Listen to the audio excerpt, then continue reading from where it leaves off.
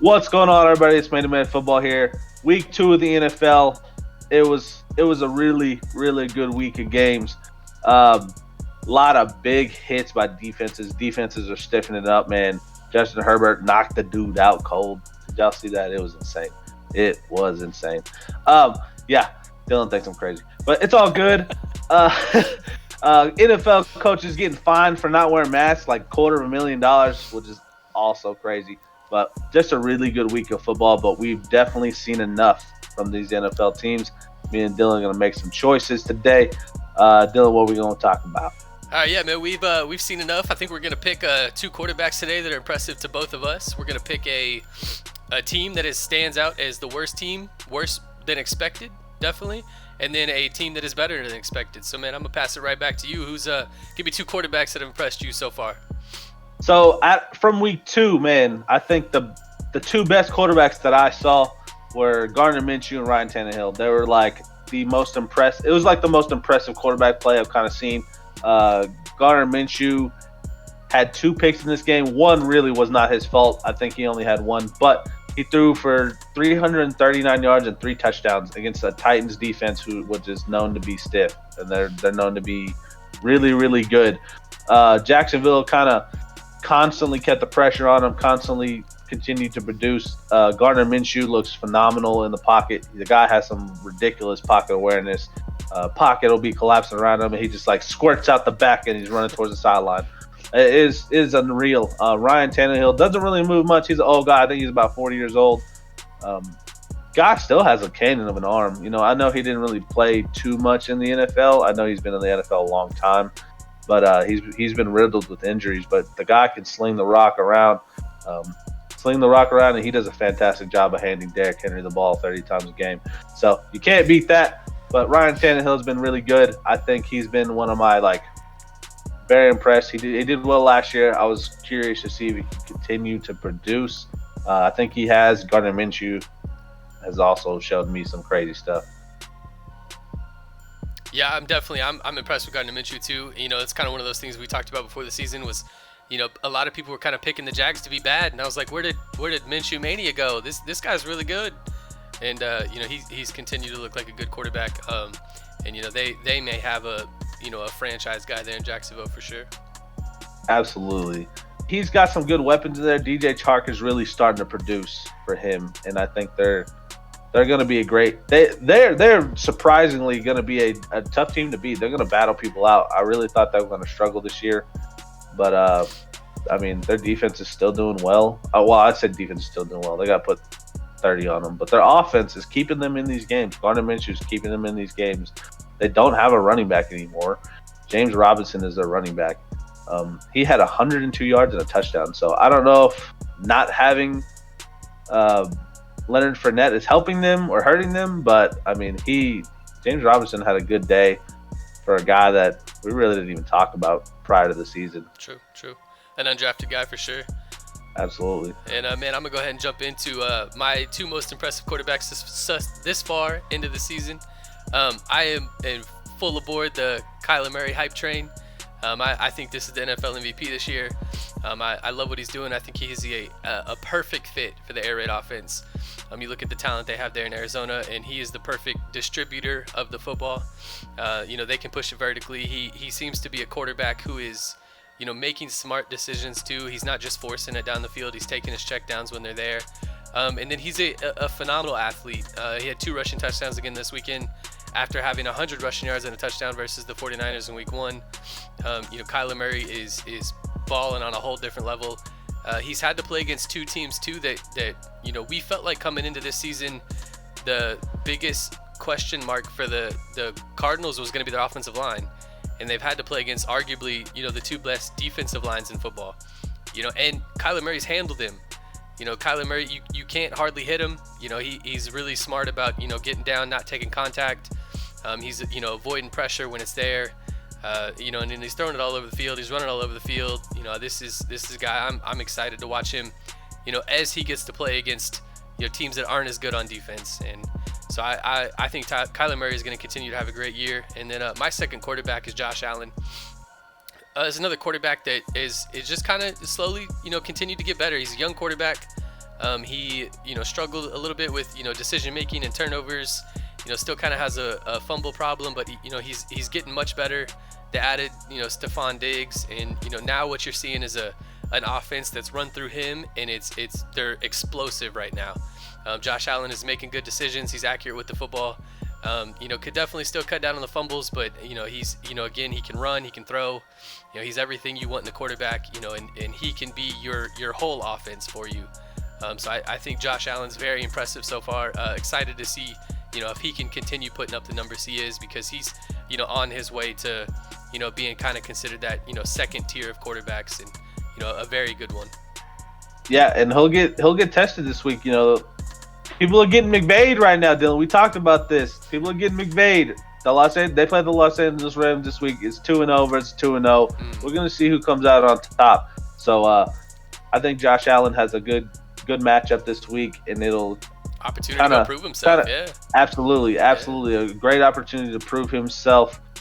Kyler Murray, unreal in the open field. If you don't leave a guy spying him, and even if you do, he may just do crap out of him.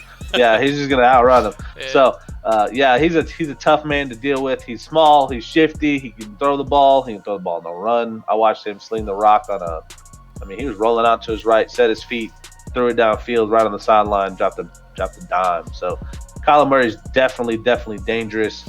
But yeah, Kyler Murray has definitely showed up and showed out for the Arizona Cardinals. It obviously helps having DeAndre Hopkins out there. Yes, it does. Yeah. So let's go ahead and move into who we think our worst than expected team of the NFL is this year.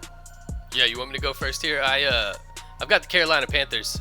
This is a team that's in a really tough division, and they just lost CMC. Don't exactly know how long CMC is going to be out. 4 to 6 weeks, somewhere in that range. Yep. CMC was the life of this team. He was the life of this offense. They haven't done a whole lot around him, as far as getting better. Teddy Bridgewater is distributing the football, but I don't know what this team does without CMC. They haven't stopped anybody on defense. They can't stop the run. They can't stop the pass. I think this is a team, on their way to having a really bad season and a really high draft pick, which I think is perfect. Matt Rule is a proven team builder. Let's get him a first overall pick so he can land Trevor Lawrence and build around him. I'm excited for the Panthers going forward in their future, but this season is not looking good. They're not off to a good start, and now their heart and soul and CMC is hurt.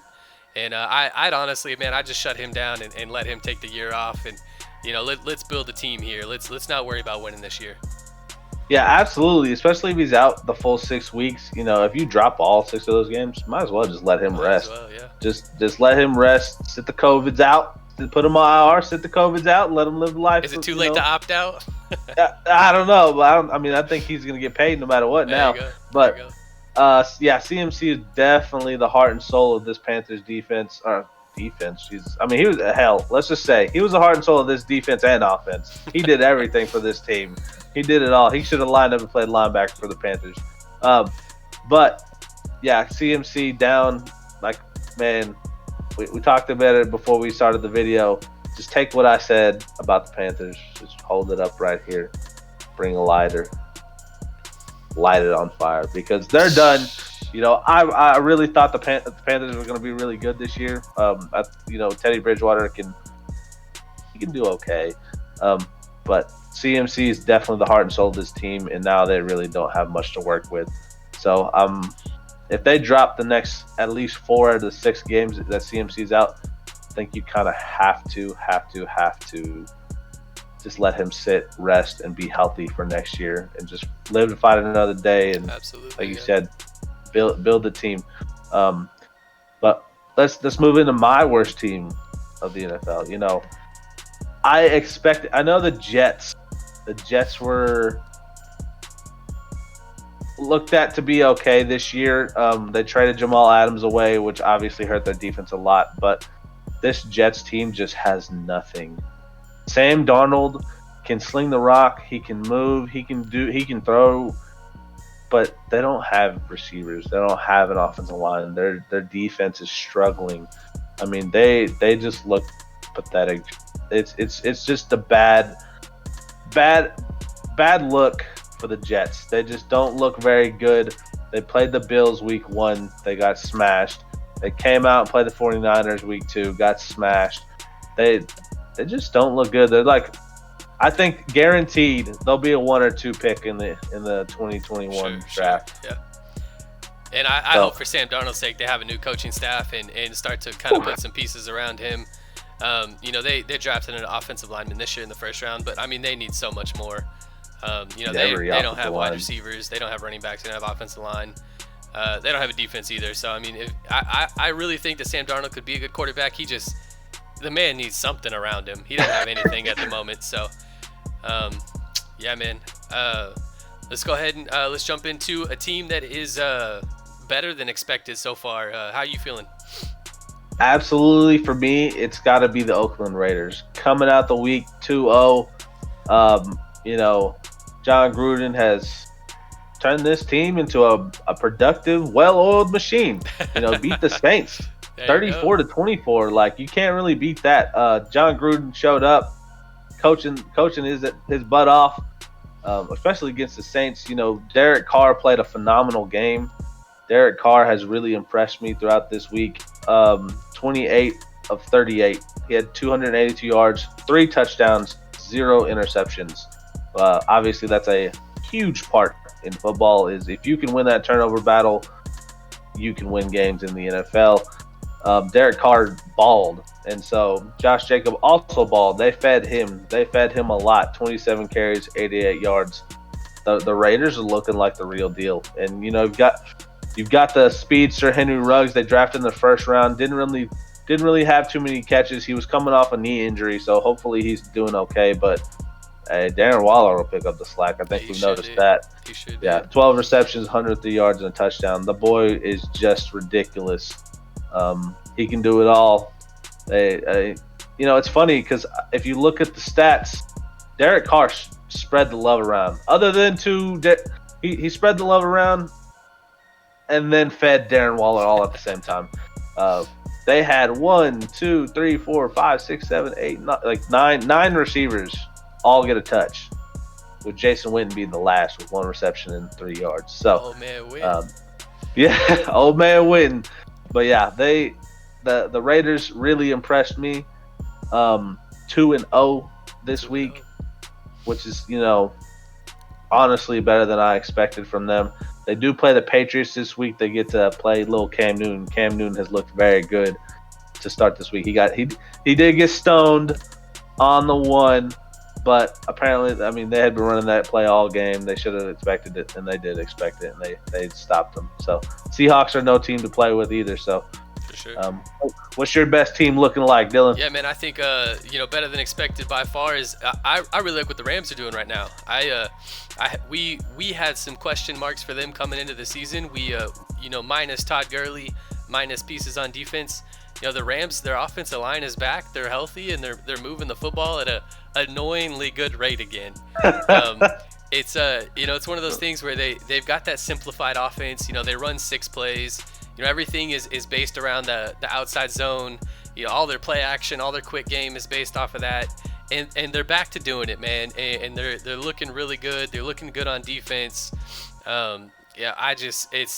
It's frustrating that offense is so simple and is so good, and I hate it. I hate it so much. It's because people are getting McVay. McVay is just a freaking offensive guru. That's what he's known for, and that's what he's been doing. The system's bad. Yeah, absolutely. They've got now that Jared Goff has not changed one bit. We're not seeing anything different from him. He's still doing what he does. The only difference is now he has more time. And, if he can process plays and run these play actions and, bootleg and nobody's home, like nobody's out there. And he's just looking downfield, waiting. You continue rolling out. Oh, I'll just take what I can get right here and run it downfield.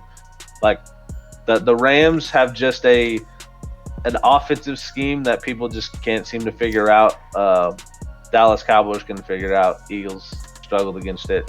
So it's been interesting to watch them. I'm really interested to see if Sean McVay can keep this up, or if other coaches and really, really good defensive coordinators will kind of figure him out. But I do agree with that, man. The Rams are definitely an interesting team to look at.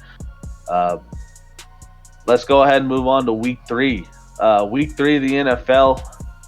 I'm going to go ahead and start this one out.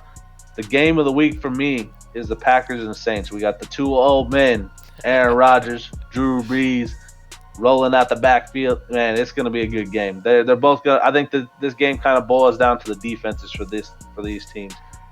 I think the Saints really want to bounce back from that bad loss. Packers are 2-0 this week, and obviously they want to keep that rolling. So, Aaron Rodgers, Drew Brees, that's my game of the week. I want to see if people can stop Alvin Kamara. I want to see if people can stop Aaron Jones. This is the battle of the running backs, battle of the old man quarterbacks. It's gonna be interesting. I think this week boils down to their defense. If their defenses can produce, and whoever wins the turnover battle in this game will win, because you put the ball in those quarterbacks' hands, it's gonna be game. So. And hopefully this is a bounce back game for Drew Brees. You know, a lot of flack for him right now. You know, people aren't saying good things about Drew Brees, so hopefully there's a little extra motivation there as they come back and at least have a good showing against the Packers. I'm not saying they need to beat the Packers. These are, you know, two really good teams about to go at it, and two teams that will probably make it into the playoffs in the NFC and go pretty deep. And then, yeah, man, I'm going to go ahead and jump into, you know, my game of the week is the Chiefs versus the Ravens. You know, kind of the opposite. You know, you got the old mans in the other game, you got the young men in this game. And that's true. Patrick Mahomes and Lamar Jackson. You know, we kind of talked, you know, before the season about, you know, this could be our AFC Championship game for the next 3 years. You know, and you know, both of these teams are you know, stacked with talent, you know, everywhere. The Chiefs, you know, they didn't have a very clean win last week. They, you know, played against a rookie quarterback on his NFL debut, and it took a overtime field goal to beat him. The Ravens didn't play super clean either. Lamar Jackson didn't, at least. The Ravens, they ran the football really well, and they played really good defense. And you know, they ended up beating the Texans by like 14. You know, so these are two teams that are, you know, going to collide on Monday Night Football, and it should be a good one. And then, you know, like we said, kind of a preview of probably what will go on in the AFC Championship game. Absolutely. Patrick Mahomes didn't really struggle last week. Well, I mean, he kind of did. The Chiefs are kind of, you know, I don't know if you knew this, but the Baltimore Ravens are actually predicted to win this game just because of, I'm assuming it's just because of how bad the Chiefs looked last week. They should be blasting teams like the Chargers. You shouldn't be winning in overtime against the Chargers. I know their D-line is really good, but, I mean, the Chiefs are the Chiefs. You know, you came out and blasted Texans on Thursday night. Like, I was really kind of disappointed in the way this Chiefs offense looked. Pat Mahomes threw for completed 27 passes out of 47, which is a lot. You know, you don't really want that from a quarterback standpoint. They just, for some reason, didn't run the ball. Clyde Edwards-Helaire had 10 carries for 38 yards. The Chargers did a great job stopping the run. I don't know if you knew this. Pat Mahomes led the Chiefs in rushing with 6 carries, 54 yards. So the Chiefs just couldn't get the run game going, and that really hurt them. And I mean, you know, this is more or less a playoff game, like you said, for the AFC. Lamar Jackson, if they play like that and they can't run the ball against the Baltimore Ravens, I think they're gonna struggle against Lamar. And Lamar's dynamic with the ball in his hands. Both these quarterbacks are. This is another game. I think it boils down to the defense and turnovers. But yeah, we've got the mobile quarterbacks and we've got the statue quarterbacks this week. So it's gonna be a great week 3, man. You know, this NFL season is a lot different than the past couple of years. We got COVID going on. Teams are battling through. I think the NFL's done a phenomenal job with that. Defenses are stiffening up. Crazy comebacks in the Dallas Cowboys game, which you'll see in my other video. Don't give them too much credit. Trust me. If you want to watch the Cowboys get blasted by me, go listen to that. But yeah, guys, if you go ahead and like, subscribe, comment down below. Let us know what you think. Anything and everything, we appreciate it all. Thank you guys so much. Yes, sir. Peace.